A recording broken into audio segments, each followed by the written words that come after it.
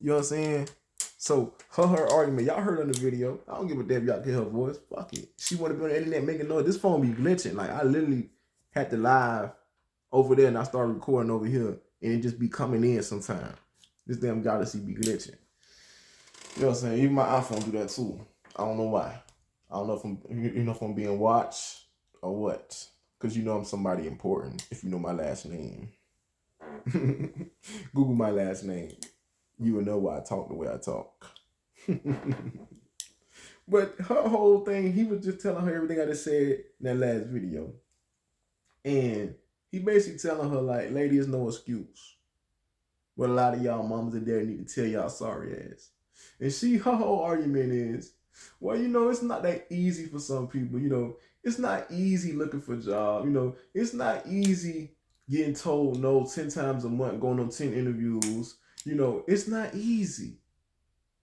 So, you should just give up, go get you some unemployment, go get you some food stamps, go get you some cash assistance, go do some fraud, the typical shit that people who don't want to work do. Go sell you some weed, if you're a certain type of nigga, go sell you some, then if you're a female, go sell you some poutine. That's just basically what she's saying. And then she said, well, it's not the same if you live in New York City or LA. So if your broke ass can't afford to live in New York City, where the rent in the hood is probably $4,000, in LA the rent is probably $3,000 in the hood, take your broke ass to the South. I won't even say go to Florida, because that's where I'm from, and that shit, it ain't as high as that, but it's almost there. Like, I don't like, how is that an argument? Because in New York, if the bills is that high in New York City, why not leave New York City? So you gonna stay in a city where you can't afford, where you can easily, if you ain't got shit, it ain't hard for you to leave. It ain't hard. You ain't got shit. What do you got to lose, really?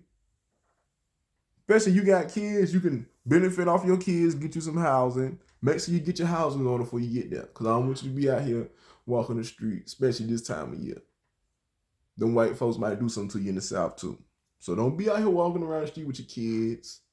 Some sick niggas out here and sick women who might offer you a place to stay. And they might, you know the sad song, But why not just leave where you from and take your sorry ass to a whole nother state where you can afford that shit? Any state that's close, I'll go to the South. That's what people with common sense do.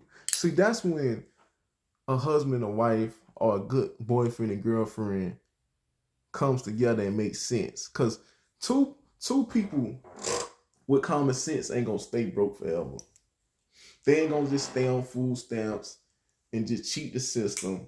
And then once they cut their food stamps off, they sit right here talking about, well, in New York City, for the last 10, 15 years, the rent has went up to $4,000 just for a one bedroom.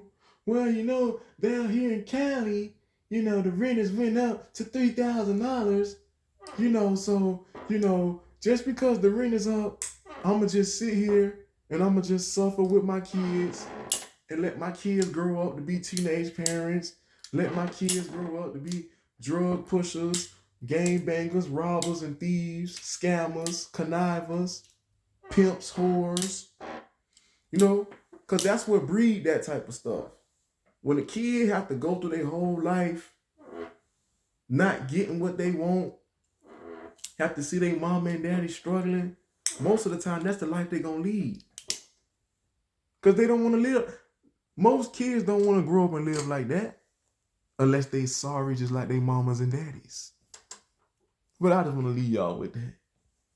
Her whole argument, and you heard her yelling in the background. The video came right through this phone. See, well, in New York City, well, In LA, California, the rent is 3-4 times higher than the South. Well, move your ass out of that state. I don't get it. If the rent has been high, the rent ain't just went up when Donald Trump got in office. The rent in New York City was the same in 2008. It was high for 2008. It was high for 2012. It was high for 2016. It was high in 2020. New York rent always been high. LA rent always been. I mean, California as a whole, rent always been high.